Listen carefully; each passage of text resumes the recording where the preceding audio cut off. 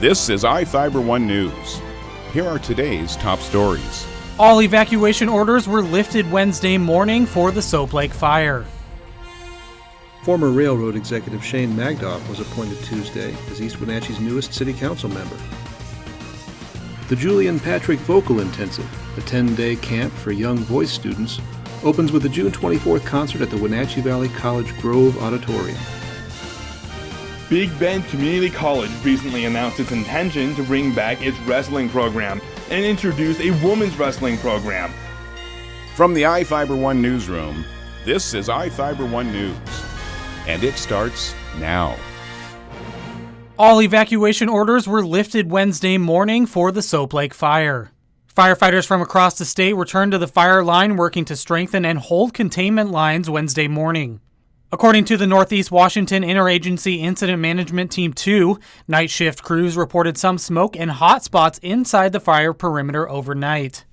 Day shift resources work to cool the hot spots and respond to any other areas of concern, and firefighters are also using GPS devices to more accurately map the fire perimeter.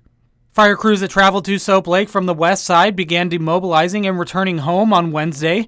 More than 200 firefighters were on scene on Tuesday after state mobilization was approved. The size of the blaze is still estimated at about 2,000 acres, although that number will likely change with more accurate GPS mapping. The fire started Monday afternoon along State Route 17 north of Soap Lake. Grant County Fire District 7 responded before an all-county response page was sent out. Firefighters say no homes have been lost and no injuries have been reported, and the cause of the fire remains under investigation. This is Joe Utter for iFIBER 1 News. This segment is brought to you by Change doesn't have to be complicated. With a low-profile microwave hood combination that's ready to install right out of the box. It fits in the same space as your under-cabinet hood, so you can get your microwave off the countertop and make space for the routines worth keeping. The low-profile microwave hood combination from the #1 selling appliance brand in the USA. Whirlpool Appliances, now available at more furniture in Ephrata. Former railroad executive Shane Magdoff was appointed Tuesday as East Wenatchee's newest city council member. Magdoff, a Louisiana native, was one of 8 candidates who interviewed for the position June 5th. She moved to East Wenatchee 3.5 years ago and got involved with Our Valley, Our Future and Eastmont Parks and Recreation programs. I moved here because I wanted to volunteer. I wanted to get engaged in the community that I was going to retire in. Her appointment fills the seat of Sandra McCourt, who resigned from the council in April. She'll serve until the end of 2019 and then plans to seek election to the council.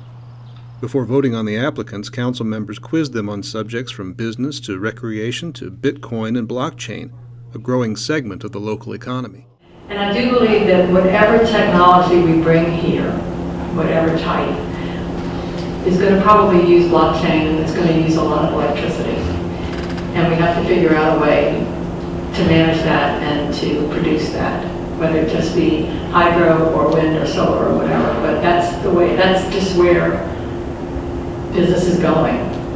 Jefferson Robbins, iFIBER 1 News. This segment is brought to you by Your taste buds bored? Well, then bring them to Jay's Teriyaki. Not only does Jay's have a variety of teriyaki dishes, they also offer mouth-watering salads and sides. Call Jay's 509-764-5155. Jay's Teriyaki, located at 123 East Broadway in Moses Lake, because it's all in the sauce.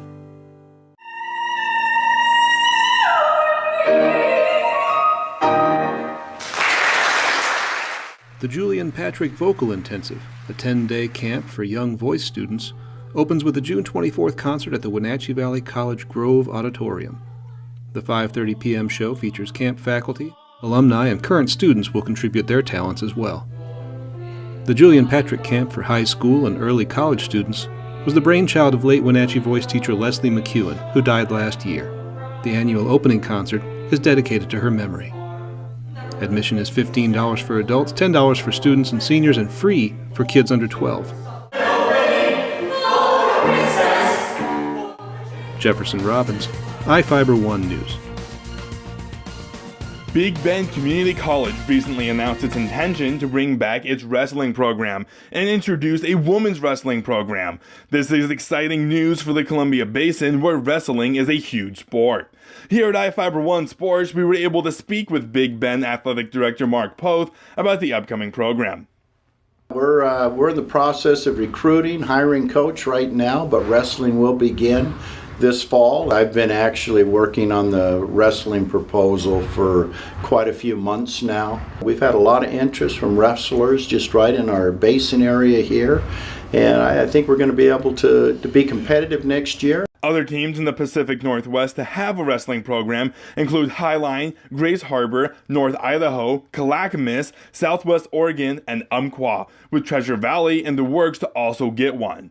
This leaves Big Bend the only wrestling program in eastern Washington and the only one for hundreds of miles around.